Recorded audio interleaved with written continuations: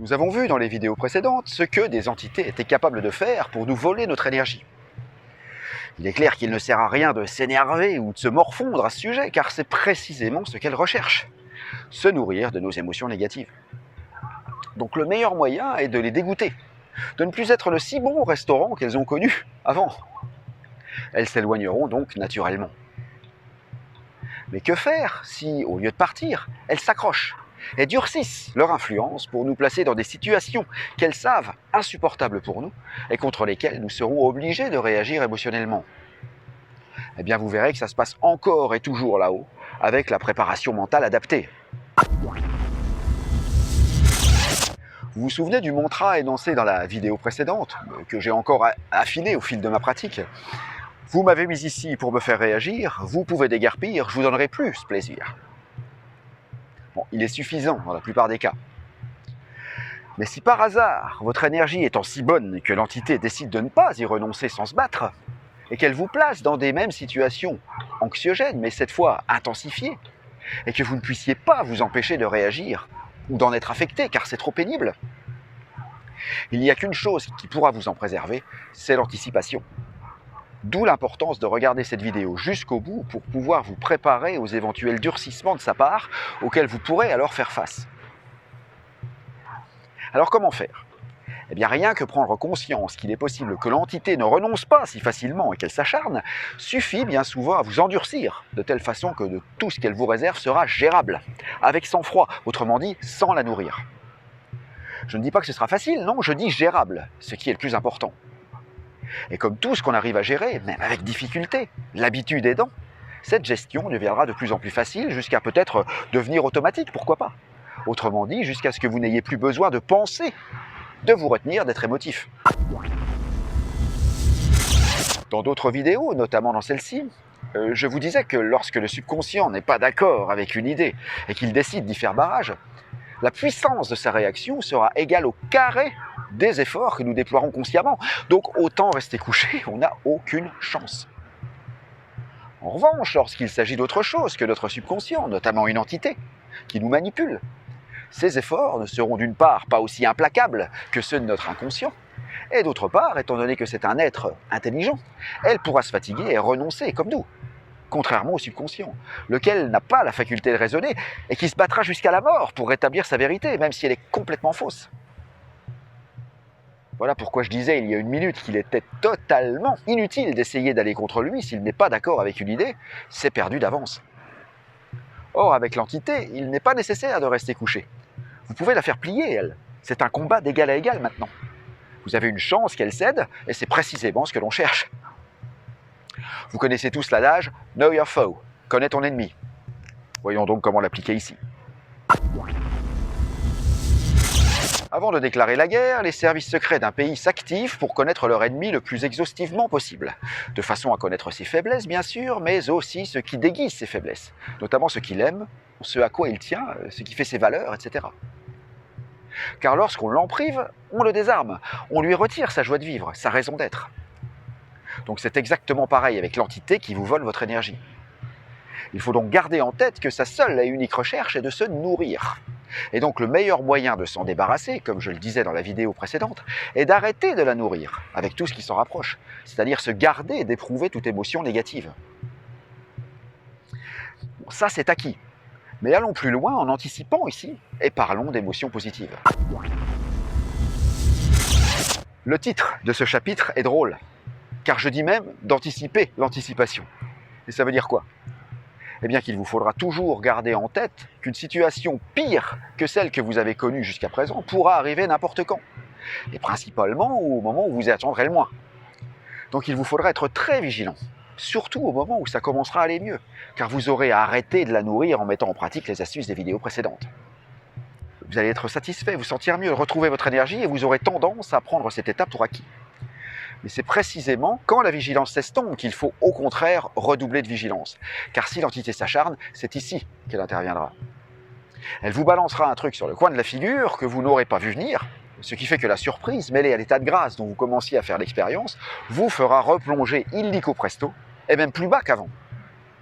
Et en moins de 2, vous vous retrouverez dans une situation difficile, anxiogène, productrice d'une énergie extrêmement nourrissante dont l'autre là-haut se répétera sans modération.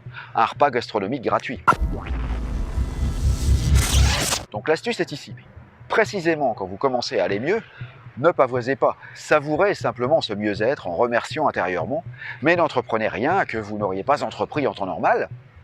Ne vous vantez pas auprès de vos amis que vous allez mieux, ne grimpez pas au rideau, ne l'étalez pas sur les réseaux sociaux, etc. Soyez humble et simplement reconnaissant en vous disant que ça peut être un sursis, que ça peut retomber à tout moment, et que si vous ne voulez pas que ça retombe, c'est précisément ici que vous devez être le plus vigilant en anticipant. Gardez la tête froide pendant environ 3 semaines. Soyez très attentif à ce que vous faites pour ne pas en faire trop, justement. Encore une fois, ne changez rien à vos habitudes. Le seul changement doit être intérieur. Vous vous sentez mieux et point. Après tout, n'est-ce pas la seule chose qui importe? Même si vous décidez de ne rien changer à votre vie, même plus tard, une fois que vous saurez que l'entité est bel et bien disparue, le simple fait de garder la même vie, mais en vous sentant bien, n'est-il pas la seule chose véritablement importante? Donc gardez la tête sur les épaules et attendez-vous à avoir un retour de flamme si vous en faites trop. C'est la seule chose à faire, ne rien faire d'inhabituel sous le coup de l'excitation.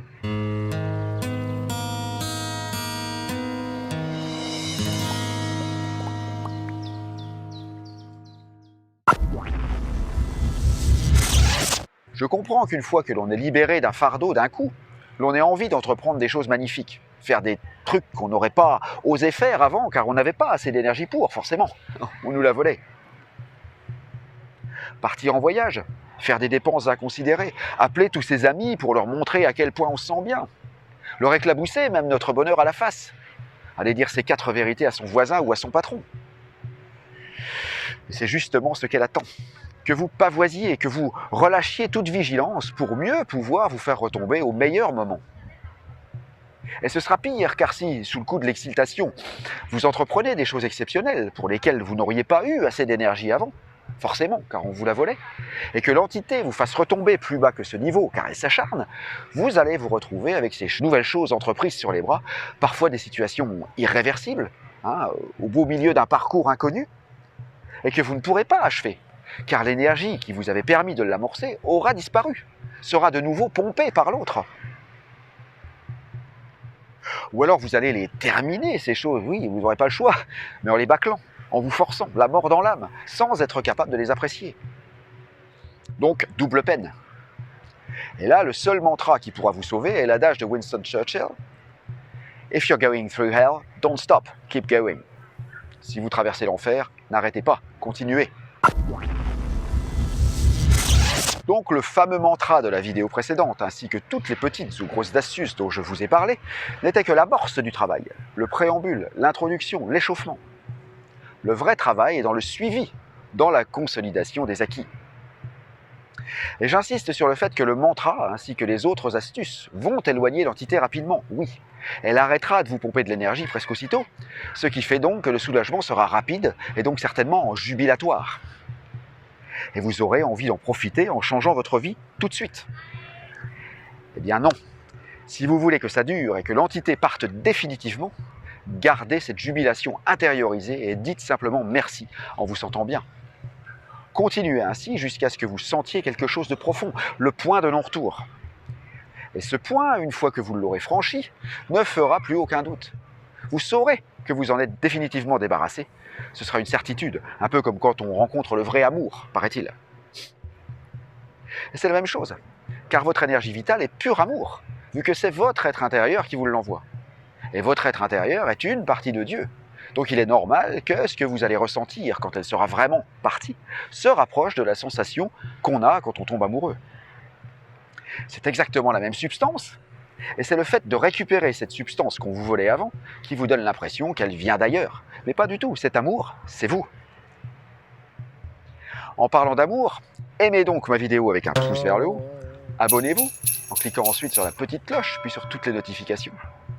Commentez avec vos trucs à vous, puis partagez avec les gens qui ont souvent des hauts et des bas, afin de leur permettre d'en avoir plus maintenant que des hauts.